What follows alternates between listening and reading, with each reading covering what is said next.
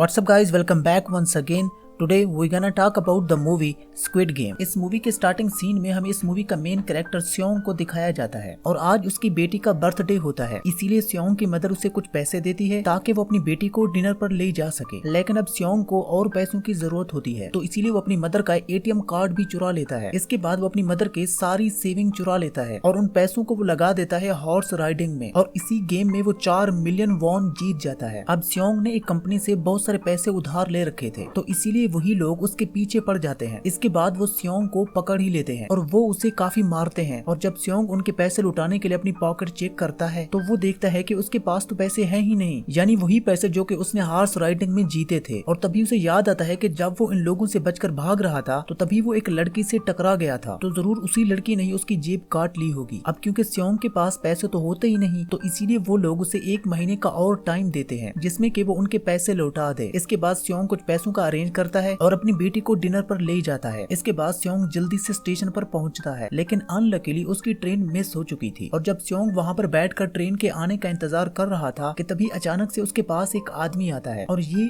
Unknown person था, यानी कि स्योंग उसके बारे में कुछ भी नहीं जानता था। फिर वो अननोन पर्सन स्योंग को कहता है कि मैं तुम्हारे साथ एक गेम खेलना चाहता हूँ। वो स्योंग को कहता है कि अगर तुम इस गेम में जीत गए तो मैं तुम्हें 1 लाख वॉन दूंगा। तो इतने सारे पैसों का सुनकर स्योंग ये गेम खेलने के लिए एग्री हो जाता है। इसके बाद स्योंग काफी मार खाने के बाद ये गेम जीत जाता है, यानी कि वो 1 लाख वॉन हासिल कर लेता है। इसके बाद वो अननोन पर्सन स्योंग को एक कार्ड देता है, ये कहते हुए कि अगर तुम और पैसे जीतना चाहते हो तो इस कार्ड पर जो नंबर लिखा हुआ है इस पर कांटेक्ट करना। इसके बाद स्योंग जब अपने घर वापस जाता है तो उसकी मदर उसे कहती है कि तुम्हारी बेटी अगले साल अपने स्टेप फादर के साथ US में सेटल हो रही है। अब यहाँ पर हमें ये पता चलता है कि स्योंग की डिवोर्स हो गई है और उसकी वाइफ ने दूसरी शादी भी कर ली है। लेकिन स्योंग कभी भी ये नहीं चाहता था कि उसकी बेटी उससे दूर जाए, लेकिन उसे बहुत सारे पैसे चाहिए होते हैं अपनी बेटी की कस्टडी वापस लेने के लिए, तो इसीलिए स्योंग उस कार्ड वाले नंबर पर कॉल करता है। इसके बाद स्योंग को एक गाड़ी में लाया जाता है कि जहाँ पर और भी बहुत सारे लोग थे, लेकिन फिर उन सारे लोगों को बेहोश कर दिया जाता है। और जब उन सब लोगों की आंखें खुलती हैं तो वो खुद को एक फैसिलिटी में पाते हैं कि जहाँ पर टोटल 456 लोग थे और वो वहाँ पर एज अ प्लेयर थे, क्योंकि उन सब को एक यूनिफॉर्म भी पहनाया हुआ था। इस फैसिलिटी का होस्ट यानी कि लीडर एक आदमी था जो कि फ्रंट मैन था और वो सब पर नजर रख रहा था। अब यहाँ पर एक कॉमन चीज थी कि वहाँ पर जितने भी लोगों को लाया गया था उन सब ने कर्जे लिए हुए थे बहुत सारे। स्योंग वहाँ पर प्लेयर नंबर 1 से मिलता है जो कि एक बूढ़ा आदमी था। उस बूढ़े आदमी को ब्रेन ट्यूमर था और यही वजह थी कि वो वहाँ पर आया था, क्योंकि उसकी लाइफ तो वैसे भी खत्म होने वाली थी। इसके बाद वहाँ पर 2 प्लेयर जिसमें लड़की का नाम साइब्योक और लड़के का नाम जैंग होता है, उन दोनों के बीच लड़ाई होती है। अब यहाँ पर साइब्योक वही लड़की थी कि जो स्योंग के पैसे लेकर भाग गई थी, यानी कि उसी ने उसकी जेब काटी थी। स्योंग तो उसे देखते ही पहचान लेता है, इसलिए वो अपने पैसे मांगने के लिए उसके पास जाता है। तभी वहाँ पर कुछ गार्ड्स आ जाते हैं कि जिन्होंने पिंक कलर का यूनिफॉर्म पहन रखा था और उनके फेस अच्छी तरह से कवर्ड थे। गार्ड्स उन सभी प्लेयर्स को बताते हैं कि तुम्हें यहाँ पर टोटल 6 गेम्स खेलनी होंगी और जो इस गेम का विनर होगा उसे बहुत सारे पैसे मिलेंगे। इसके बाद उन सब से एक कॉन्ट्रैक्ट पर साइन करवाया जाता है और इस कॉन्ट्रैक्ट के 3 मेन रूल्स थे। पहला रूल ये कि कोई भी प्लेयर अपनी मर्जी से इस गेम को छोड़कर नहीं जा सकता। दूसरा रूल ये होता है कि जो भी प्लेयर खेलने से मना करेगा तो उस प्लेयर को इलिमिनेट कर दिया जाएगा। और उनके मुताबिक इलिमिनेट का मतलब क्या था ये तो हमें आगे ही पता चलेगा। इस गेम का तीसरा रूल ये था कि अगर आप में से मेजोरिटी इस गेम को क्विट करना चाहेगी, यानी कि खेलना नहीं चाहेगी, तब वो इस गेम को छोड़कर जा सकते हैं। उसके बाद इन सबको गेम के लिए ले जाया जाता है। अब यहाँ पर स्योंग अपने क्लासमेट सेंगू से भी मिलता है जो कि उसे बचपन से जानता था। स्योंग उसे वहाँ पर देखकर काफी हैरान होता है क्योंकि वो तो किसी बिजनेस के लिए आउट ऑफ कंट्री चला गया था। अब यहाँ पर पहली गेम के लिए वहाँ पर एक काफी बड़ी डॉल थी और इस गेम का रूल काफी सिंपल था और वो ये था कि डॉल जब भी गाना गाएगी इन सबको आगे मूव करना है और जैसे ही वो गाना गाना बंद करेगी तो तभी इन सबको रोक जाना है और मूव नहीं करना है, और अगर कोई हिल गया तो उसे इलिमिनेट कर दिया जाएगा। अब स्टार्टिंग में तो ये सब इनको एक प्रैंक के जैसा ही लग रहा था, लेकिन जब एक लड़का हिल जाता है तो तभी उसे शूट करके मार दिया जाता है और यही होता है इलिमिनेट का मतलब, यानी उन्हें मार दिया जाएगा। अब ये सब कुछ देखकर ये सारे लोग काफी घबरा जाते हैं और उन्हें पता चल चुका था कि वो सब खतरे में है, इसीलिए सब लोग डरते हुए पैनिक करते हुए इधर उधर भागने लगते हैं। लेकिन अब क्योंकि गेम का रूल था इसीलिए जो भी हिलता है है उसे शूट करके मार दिया जाता है और जितने भी सर्वाइवर होते हैं वो किसी न किसी तरह इस गेम को कंप्लीट कर ही लेते हैं। लेकिन जो लोग मर जाते हैं उनकी डेड बॉडी को वहाँ से ले जाया जाता है और अब 456 प्लेयर्स में से सिर्फ 255 ही रह गए थे। अब क्योंकि वो सारे प्लेयर इतना ज्यादा डर जाते हैं, इसके बाद कोई भी गेम खेलना नहीं चाहता था। लेकिन जैसे कि रूल नंबर 3 था कि अगर आप में से मेजोरिटी चाहे तो आप ये गेम क्विट कर सकते हैं, तो इसीलिए उनका लीडर यानी कि फ्रंटमैन वोटिंग करवाता है। लेकिन इससे पहले उन्हें प्राइज मनी दिखाई जाती है, यानी कि जो विनर को मिलेगी। लेकिन इन केस अगर कोई गेम को छोड़कर चला जाएगा तो ये सारे पैसे मरे हुए प्लेयर्स की फैमिली को मिल जाएंगे और ये prize money total 45 billion wons होती है। इसके बाद वोटिंग करवाई जाती है जिसमें से मेजोरिटी इस गेम को खेलना नहीं चाहती थी, तो इसीलिए इस गेम को यहाँ पर स्टॉप करवा दिया जाता है। लेकिन अगर कभी फ्यूचर में वो लोग चाहें तो वो लोग इस गेम को रीज्वाइन भी कर सकते हैं। इसके बाद उन सभी को उनके घर में छोड़ दिया जाता है। नेक्स्ट डे स्योंग पुलिस स्टेशन जाता है और वहाँ पर वो पुलिस को सारी बात बता देता है। लेकिन पुलिस वाले को स्योंग की बातों पर बिल्कुल भी यकीन नहीं आता और उल्टा पुलिस वाले उसे ही पागल समझने लगते हैं। इसके बाद स्योंग उन्हें वही वाला कार्ड दिखाता है, लेकिन हैरान कर देने वाली बात तो ये है कि उस पर जो नंबर था वो रॉन्ग था। इसके बाद जब स्योंग घर जाता है तो उसकी मदर वहाँ पर नहीं होती। उधर स्योंग का क्लासमेट सेंगू अपनी मदर को छुपकर देख रहा होता है और तभी वहाँ पर स्योंग भी आ जाता है। यहाँ पर सेंगू अपसेट होते हुए स्योंग को बताता है कि मेरे ऊपर 6 बिलियन का कर्ज है। वो बताता है कि मैंने क्लाइंट्स के पैसे लेकर स्टॉक मार्केट में लगा दिए थे, लेकिन अनलकीली वो सारे पैसे ही डूब गए। और तभी स्योंग के पास हॉस्पिटल से कॉल आती है। स्योंग की मदर का पाँव काफी इंजर्ड था, लेकिन डायबिटीज का ट्रीटमेंट ना होने की वजह से उनकी चोट और भी ज्यादा बढ़ गई। तभी डॉक्टर स्योंग को बताते हैं कि तुम्हारी मदर का ट्रीटमेंट हो सकता है, लेकिन इसके लिए हमें इसका पाँव काटना होगा और इस ऑपरेशन में बहुत सारे पैसे भी लगने वाले थे। अब जाहिर सी बात है कि स्योंग के पास तो इतने सारे पैसे होते नहीं, इवन उसने तो अपनी मदर के सेविंग के पैसे भी पहले ही उड़ा रखे थे। तब इसलिए स्योंग पैसे मांगने के लिए अपनी वाइफ के पास जाता है, लेकिन उसकी वाइफ उसे पैसे देने से साफ साफ इनकार कर देती है। फिर उसकी वाइफ अपने हस्बैंड को बताती है कि स्योंग आया है पैसे मांगने के लिए, और तभी उसका हस्बैंड स्योंग को पैसे देने आता है। इसके साथ साथ उसे ये भी कहता है कि मेरी फैमिली से जरा दूर रहो, लेकिन स्योंग उसे मारने लगता है और तभी उसकी बेटी भी वहाँ पर आ जाती है। इसके बाद स्योंग का एक फ्रेंड अपने बॉस के पास पैसे मांगने के लिए जाता है, लेकिन उसका बॉस उसे पैसे देने से साफ मना कर देता है, तो इसीलिए उन दोनों के बीच फाइट होने लगती है। इस फाइट के दौरान उसके बॉस का हाथ मशीन में आ जाता है और तभी मौके का फायदा उठाकर स्योंग का फ्रेंड पैसे लेकर वहाँ से भाग जाता है। जिसके बाद स्योंग का फ्रेंड अपने घर में आकर अपनी वाइफ को कहता है कि तुम पहली फ्लाइट लो और जाओ यहाँ से। इसके बाद साइब्यूक एक एजेंट से मिलती है, क्योंकि उसने अपनी मदर को नॉर्थ एरिया से साउथ एरिया में लाना था, और साइब्यूक वही लड़की है कि जिसने स्योंग की जेब काटी थी। लेकिन यहाँ पर अपनी मदर को लाने के लिए साइब्यूक को बहुत सारे पैसे चाहिए थे। अब साइब्यूक का एक छोटा भाई भी होता है कि जिससे उसने प्रॉमिस कर रखा था कि मैं मदर को जरूर यहाँ पर लाऊंगी। इसके बाद हमें एक पुलिस ऑफिसर दिखाया जाता है और इस ऑफिसर का भाई कुछ टाइम से मिसिंग था, तो इसीलिए वो ऑफिसर अपने भाई के घर जाता है, जहाँ पर उसे पता चलता है कि उसका भाई तो पिछले कुछ दिनों से अपने घर पर ही नहीं आया। और जब वो ऑफिसर घर को चेक कर रहा होता है तो उसे एक कार्ड मिलता है, और इस ऑफिसर ने सेम ऐसा ही कार्ड पुलिस स्टेशन में स्योंग के पास भी देखा था, तो इसीलिए वो ऑफिसर स्योंग के पास जाकर उससे इस बारे में पूछता है, लेकिन स्योंग उसे कुछ भी नहीं बताता। इसके बाद स्योंग जब अपने घर जाता है तो उसे वो कार्ड दोबारा मिल जाता है। अब स्योंग ये डिसाइड करता है कि वो दोबारा से ही इस गेम को ज्वाइन करेगा, इसलिए सभी प्लेयर्स को एक शिप के पास ले जाया जाता है। इधर ही वो ऑफिसर भी गाड़ियों का पीछा करते हुए उस शिप तक आ जाता है। वो एक गार्ड को मारकर उसे पानी में फेंक देता है। इसके बाद उन सभी प्लेयर को एक आइलैंड के करीब एक फैसिलिटी में लाया जाता है। अब यहाँ पर उन्हें जरा भी अंदाजा नहीं था कि आखिर अगला गेम कौन सा होगा और उसे कैसे खेला जाएगा। इसके बाद वो सब लोग अपनी अलग अलग टीम्स बना लेते हैं। रात को साइब्यूक और उसकी फीमेल फ्रेंड वॉशरूम जाती है। यहाँ पर साइब्यूक गार्ड की नजरों से बचते हुए उस फैसिलिटी को एक्सप्लोर करने लगती है। तभी वो देखती है कि गार्ड्स बड़े बड़े बर्तनों में कुछ न कुछ बना रहे हैं। अब क्योंकि गार्ड्स को शक हो जाता है तो एक गार्ड्स वॉशरूम में चेक करने के लिए आता है, लेकिन तब तक साइब्यूक वापस आ चुकी थी। इसके बाद साइब्यूक अपनी फीमेल फ्रेंड को सारी बात बता देती है कि जो कुछ उसने देखा था, लेकिन यहाँ पर सेंगवू उन दोनों की बातें सुन लेता है और वो इस बारे में साइब्यूक से पूछता है, जिस पर साइब्यूक बताती है कि वो बड़े बड़े बर्तनों में कुछ न कुछ पका रहे थे। इसके बाद उन सभी प्लेयर्स को प्लेग्राउंड में लाया जाता है कि जहाँ पर उनके सामने 4 शेप्स थी। 4 शेप में से उन्होंने किसी एक शेप को चूज करना था। अब यहाँ पर सेंगवू को पता चल जाता है कि आखिर गेम क्या है और आगे क्या करना है हमें। सेंगवू स्योंग को बताता है कि सबने अलग अलग शेप को चुनना है। इसके बाद उन सभी को एक छोटा सा बर्तन दिया जाता है जिसमें की शेप्स बनी होती हैं। अब यहाँ पर गेम उनकी ये होती है कि उन्होंने किसी तरह उस शेप को बाहर निकालना है बगैर डैमेज किए, लेकिन अगर शेप जरा से भी खराब हो गई तो इन्हें एलिमिनेट कर दिया जाएगा, यानी मार दिया जाएगा। अब यहाँ पर सेंगवू तो इजीली उसे निकाल लेता है, लेकिन स्योंग इतना ज्यादा घबरा जाता है कि उसकी हालत खराब होने लगती है, लेकिन फिर वो किसी न किसी तरह करके इस गेम को भी जीत लेता है। इसके बाद उन सभी को वापस से रूम में लाया जाता है। अब यहाँ पर 187 प्लेयर वापस आए थे, जिनमें से अब सिर्फ 108 ही रह गए थे। इसके बाद उन सबको खाने के लिए ले जाया जाता है, लेकिन खाने की वजह से जैंग की एक लड़के से वहाँ पर फाइट हो जाती है। यहाँ पर जैंग इस लड़के को इतना ज्यादा मारता है कि वो तभी मौके पर ही मर जाता है। इधर ही हम देखते हैं कि उन प्लेयर में से एक डॉक्टर होता है जो कि गार्ड के साथ मिलकर मरे हुए लोगों के ऑर्गन्स निकाल कर उन्हें चाइनीज को बेचने का काम करता है। इसलिए जब भी डेड बॉडीज को ले जाया जाता है वो डेड बॉडीज को गायब कर लेते हैं, क्योंकि ये सब कुछ एक प्लान के अकॉर्डिंग ही चल रहा था, क्योंकि ये सारा कुछ फ्रंटमैन से छुप कर ही हो रहा था। यही वजह थी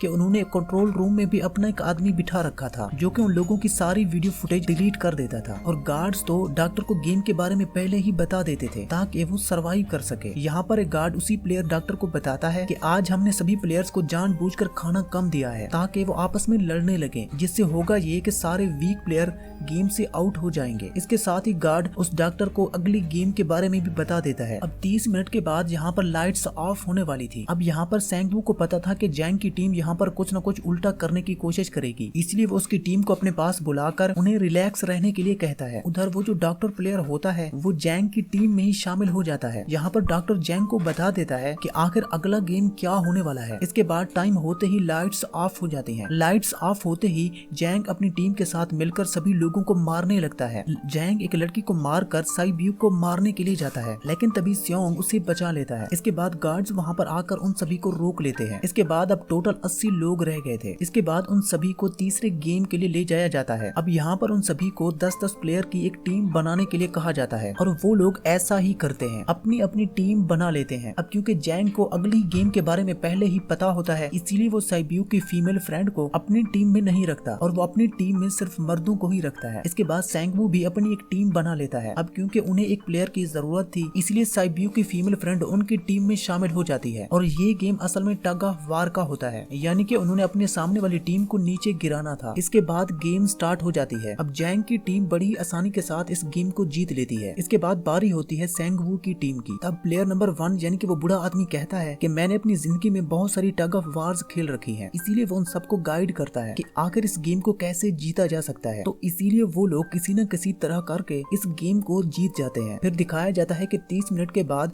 दोबारा से फिर लाइट ऑफ हो जाएंगी, जिस पर सैंगवू उन सबको कहता है कि रेडी रहना। तो इसलिए वो डिसाइड करते हैं कि हम एक एक करके पहरा देंगे। अब जैंग की टीम में एक से बढ़कर एक चालाक प्लेयर था, इसीलिए जैंग को ये डर होता है कि कहीं उसकी टीम उसे ही साइड पर ना लगा दे, यानी उसे ही अपने रास्ते से ना हटा दे। दूसरी तरफ गार्ड और डॉक्टर मिलकर डेड बॉडीज के ऑर्गन निकाल रहे होते हैं, और इन ऑर्गन को डिलीवर करने के लिए जाना था गार्ड नंबर 28 एंड 29 ने। तो वो सभी एक डेड बॉडी के बारे में बातें करने लगते हैं कि जिसकी सिर्फ एक किडनी थी, और वो सभी गार्ड उसे ज़ॉम्बी कह रहे थे। अब यहाँ पर जो गार्ड नंबर 29 था, यानी कि जिसने वो ऑर्गन डिलीवर करने के लिए जाने थे, वो कोई और नहीं बल्कि वही पुलिस ऑफिसर था जो कि गार्ड के भेस में वहाँ पर आया था। और ये सब बातें सुनकर उसे शक होता है कि शायद ये लोग मेरे भाई की बात कर रहे हैं, क्योंकि उसकी भी एक ही किडनी थी। इसके बाद नंबर 28 और 29 यानी कि वो ऑफिसर ऑर्गन को डिलीवर करने के लिए चले जाते हैं। रास्ते में वो ऑफिसर नोटिस करता है कि टनल में तो बॉम्ब लगा हुआ है। तभी नंबर 28 उसे बताता है कि जब हम यहाँ से बाहर निकलेंगे तो इस जगह को ब्लास्ट कर दिया जाएगा। अब यहाँ पर वो ऑफिसर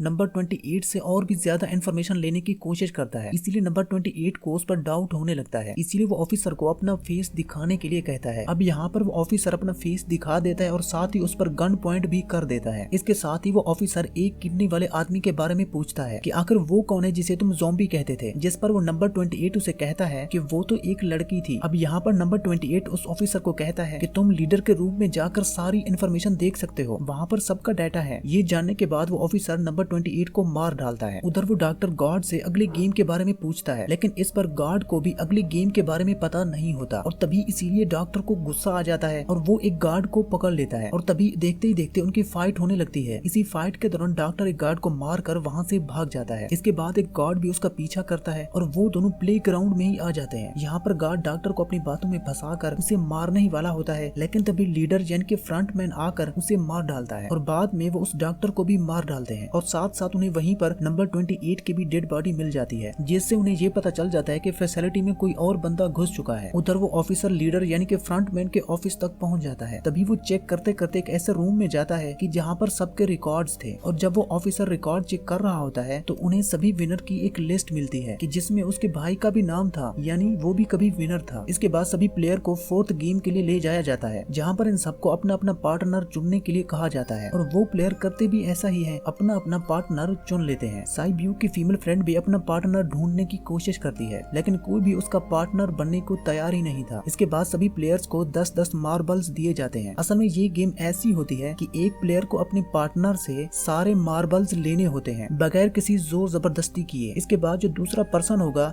जिसके पास कोई भी मार्बल नहीं होंगे उसे मार दिया जाएगा। फिर सेंगवू और स्योंग का फ्रेंड ऑड और इवन का गेम खेलते हैं, जिसमें उन्होंने गेस करना था कि सामने वाले के हाथ में कितने मार्बल्स हैं। अब यहाँ पर स्योंग का फ्रेंड सेंगवू के सारे मार्बल जीत जाता है, जिसकी वजह से लास्ट में सेंगवू के पास सिर्फ एक ही मार्बल बचता है। अब क्योंकि सेंगवू को पता चल चुका था कि अब वो बच नहीं पाएगा, इसलिए वो स्योंग के फ्रेंड को अपनी बातों में फंसाकर उसे ये यकीन दिलाता है कि अगर हम में से कोई भी हार गया तो हारे हुए लोगों का मैच दोबारा करवाया जाएगा। अब यहाँ पर सेंगवू धोखे से स्योंग के फ्रेंड के सारे मार्बल एक्सचेंज करवा लेता है। इसके बाद सेंगवू मार्बल लेकर गॉड्स को दे देता है और वहाँ से बाहर चला जाता है। इसके बाद जब स्योंग का फ्रेंड मार्बल चेक करता है तो वहाँ पर पत्थर होते हैं। उधर प्लेयर नंबर 1 यानी कि बूढ़े आदमी की हालत खराब हो रही थी, इसलिए वो तो इधर उधर घूम रहा था, लेकिन स्योंग फिर किसी न किसी तरह उसे खेलने के लिए एग्री कर लेता है। अब यहाँ पर वो दोनों यानी कि वो बूढ़ा आदमी और स्योंग भी इवन और ऑड का गेम खेलते हैं। अब यहाँ पर वो बूढ़ा आदमी स्योंग के सारे मार्बल जीत जाता है, लेकिन लास्ट राउंड में वो बूढ़ा आदमी भूल जाता है कि उसने क्या चूज किया था। अब यहाँ पर स्योंग उसे बातों में फंसाकर उसके सारे मार्बल ले लेता है, लेकिन यकीन मानिए कि वो बूढ़ा आदमी काफी चालाक था। उसने एक मार्बल अपने पास ही अभी तक रखा हुआ था और इसके बाद वो दोबारा से ही इधर उधर घूमने लगता है। अब यहाँ पर स्योंग उसे रिक्वेस्ट करता है कि प्लीज तुम मेरे साथ एक गेम खेलो। तब यहाँ पर वो बूढ़ा आदमी कहता है कि मुझे पता है कि तुमने मेरे सारे मार्बल धोखे से लिए हैं। वो कहता है कि मुझे सब पता था, मैं तो बस पागल बनने की एक्टिंग ही कर रहा था। तब ये सुनकर स्योंग को उस पर तरस आ जाता है और वो उसे ही सारे मार्बल्स दे देता है। इसके बाद साइब्यूक और उसकी फीमेल फ्रेंड भी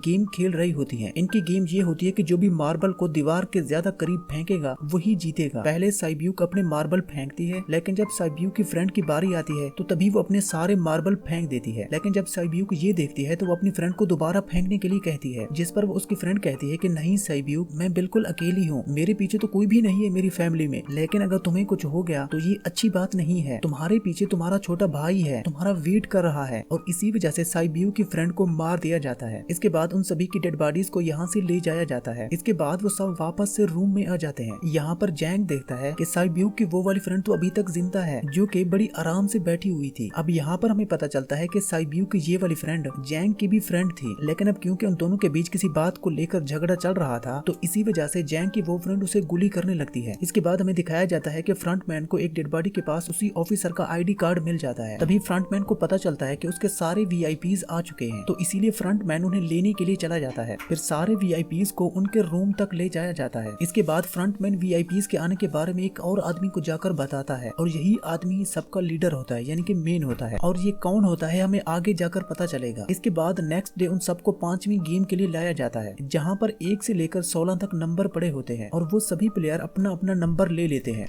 नंबर का मतलब ये था कि जो नंबर भी एक प्लेयर के ऊपर आएगा उसके मुताबिक ही उसकी बारी आएगी। अब यहाँ पर पहला और आखिरी नंबर बच जाता है, यानी कि 1 और 16। अब यहाँ पर स्योंग कंफ्यूज हो जाता है कि उसे आखिर कौन सा नंबर चूज करना चाहिए। अगर उसने पहला नंबर लिया तो फंसेगा और मरेगा, क्योंकि उसे नहीं पता कि गेम क्या है, और अगर लास्ट नंबर लेगा तो क्या पता उसकी बारी ही ना आए, टाइम कम रह जाए। और तभी वहाँ पर एक आदमी आ जाता है और वो स्योंग को कहता है कि मुझे पहला नंबर चाहिए, क्योंकि मैं कभी भी अपनी लाइफ में फर्स्ट नंबर पर नहीं आया। तो इसके बाद उन्हें गेमिंग रूम में लाया जाता है। अब इस गेम का रूल ये होता है कि दिए हुए टाइम पर उन्हें ब्रिज की दूसरी साइड पर जाना है। अब इसके बीच में 2 तरह के गिलास लगे होते हैं, एक तो होता है आम गिलास और एक होता है टेम्पर्ड गिलास। आम गिलास पर पाँव रखते ही वो टूट जाएगा और वो लोग नीचे गिर जाएंगे। इसके बाद गेम स्टार्ट हो जाता है और वो लोग एक एक करके मरने लगते हैं। फिर एक टाइम ऐसा आता है जब जैंग सबके सामने होता है और वो आगे ही नहीं बढ़ रहा होता। अब उनके पास सिर्फ एक ही रास्ता था, या तो वो आगे जाएं या फिर सारे ही यहाँ पर मर जाएं। और तभी जैंग के सामने उसकी वही फ्रेंड आ जाती है जो कि उससे गोली कर रही थी और वो जैंग को कहती है कि मैंने तुम्हें कहा था कि जिस दिन तुमने मुझे धोखा दिया मैं तुम्हें मार दूंगी। इसके बाद वो जैंग को पकड़ लेती है और उसे लेकर नीचे कूद जाती है, जिसकी वजह से उन दोनों की मौत हो जाती है। अब यहाँ पर एक आदमी था जो कि ग्लास कंपनी में पहले काम किया करता था और उसे पता था कि आखिर टेम्पर्ड ग्लास कौन सा है, लेकिन जब फ्रंटमैन को इस बात का पता चलता है तो वो लाइट्स ऑफ करवा देता है ताकि वो ग्लास को पहचान ही ना पाए। अब लास्ट में एक ही स्टेप बच जाता है और उनके पास तो टाइम ही नहीं बचा था, इसीलिए सेंगवू उस आदमी को धक्का दे देता है। तब यहाँ पर सेंगवू, स्योंग और साइब्यूक ब्रिज को पार कर लेते हैं, लेकिन तभी ग्लास टूटने की वजह से उन्हें काफी चोटें भी आ जाती हैं। हैं, खास तौर कर साई ब्यूक को। उधर एक ऑफिसर ने एक सर्वेंट को मारकर उसकी जगह खुद ले ली थी। अब एक वीआईपी को उस ऑफिसर पर शक होता है और वो उसे कहता है कि अपना मास्क रिमूव करो, लेकिन वो ऑफिसर कहता है कि ठीक है, मैं अंदर जाकर अपना मास्क रिमूव करूंगा। इसके बाद वो ऑफिसर उस वीआईपी को लेकर अंदर चला जाता है। अंदर जाकर वो ऑफिसर उस वीआईपी को बेहोश कर देता है और इसी बात का पता फ्रंटमैन को चल जाता है, इसलिए फ्रंटमैन उसके पीछे जाता है और वो उस ऑफिसर को देख लेता है, इसलिए वो ऑफिसर भागकर वहाँ से आइलैंड पर आ जाता है। फ्रंटमैन भी उसका पीछा करते हुए वहाँ पर आ जाता है। अब यहाँ पर वो ऑफिसर अपने सीनियर को कॉल करने की कोशिश करता है, लेकिन कॉल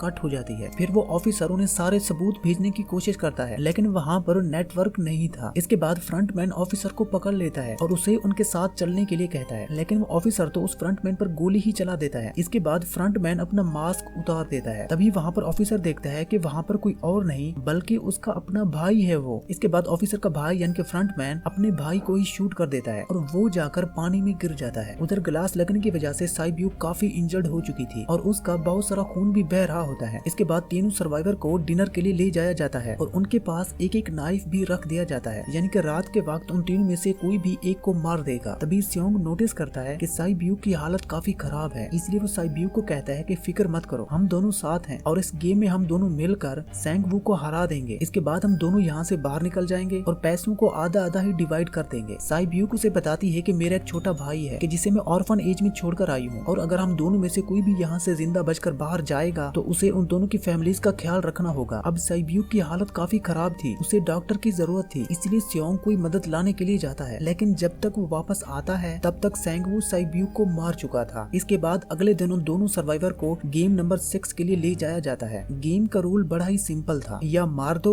या फिर खुद ही मर जाओ, और इसी गेम का नाम होता है स्क्विड गेम। इसके बाद गेम स्टार्ट हो जाती है और उन दोनों के बीच काफी फाइट होती है, लेकिन लास्ट में सैंगवू की हालत खराब होने लगती है। तभी स्योंग कहता है कि मैं इस गेम को रोकना चाहता हूँ और तभी स्योंग सैंगवू को उसके साथ चलने के लिए कहता है, लेकिन सैंगवू तो अपने आप को ही मार डालता है, जिसकी वजह से स्योंग गेम जीत जाता है। फिर फ्रंटमैन स्योंग को कहता है कि तुम बहुत ही अच्छा खेले, लेकिन मुझे इसकी बिल्कुल भी उम्मीद नहीं थी। इसके बाद स्योंग को उसके घर पर छोड़ दिया जाता है और उसके पास एक एटीएम कार्ड भी था। इसके बाद जब स्योंग उस एटीएम कार्ड को जाकर चेक करता है तो वो देखता है कि सारे पैसे उसके अकाउंट में आ चुके होते हैं। इसके बाद स्योंग अपने घर जाता है, लेकिन तब तक उसकी मदर की डेथ हो चुकी होती है। इसके बाद हमें 1 साल बाद का सीन दिखाया जाता है, जहाँ पर हम देखते हैं कि स्योंग की हालत काफी खराब हो चुकी है, यानी कि अब वो काफी नशा करने लग गया है और उसने अब तक उन पैसों को हाथ तक नहीं लगाया। लेकिन एक फूल बेचने वाली औरत स्योंग के पास आती है और वो उसे सेम वैसा ही कार्ड देती है कि जिसमें एक एड्रेस लिखा हुआ था, और फिर स्योंग उसी एड्रेस पर जाता है, जहाँ पर उसे पता चलता है कि ये सारा किया धरा किसी और का नहीं बल्कि उसी बूढ़े आदमी का है, यानी प्लेयर नंबर 1 का, और वो अभी भी जिंदा है। यहाँ पर वो बूढ़ा आदमी स्योंग को बताता है कि मैं अपनी लाइफ से बोर हो चुका था और ये सारी गेम मैंने अपनी क्लाइंट्स के साथ मिलकर बनाई ताकि मैं लोगों को मरता हुआ देखकर एंजॉय कर सकूं, लेकिन हाँ, हमने किसी को मजबूर नहीं किया था और मैंने खुद गेम में इसीलिए पार्टिसिपेट किया क्योंकि गेम देखने से ज्यादा उसे खेलने में मजा आता है। वो कहता है कि जो पैसे तुम्हारे पास हैं वो सारे मेरे ही हैं, और ये सब कुछ कहते ही उस बूढ़े आदमी की मौत हो जाती है। इसके बाद स्योंग साई ब्यूक के छोटे भाई के पास जाता है और उसे लेकर वो जाता है सैंगवू की मदर के पास, और वो सैंगवू की मदर को कहता है कि इस बच्चे का ख्याल रखना। साथ साथ वो उसे एक बैग भी देता है कि जिसमें बहुत सारे पैसे होते हैं। इसके बाद स्योंग स्टेशन पर जाता है, जहाँ पर उसे वही अननोन पर्सन मिलता है जो कि उसे मूवी के स्टार्ट में भी मिला था। यहाँ पर स्योंग उसका पीछा भी करता है, लेकिन तब तक वो भाग चुका था। इसके बाद स्योंग उस कार्ड वाले नंबर पर कॉल करता है और वो पूछता है कि आखिर तुम लोग कौन हो और लोगों के साथ आखिर तुम ऐसा कर क्यों रहे हो, क्यों खेल रहे हो लोगों की जिंदगियों से। लेकिन आगे से उसे रिस्पॉन्स आता है कि स्योंग, अगर तुमने जिंदा बचना है तो प्लेन में चढ़ जाओ। और इसी के साथ ही ये मूवी यहीं पर एंड हो जाती है। Thanks for watching.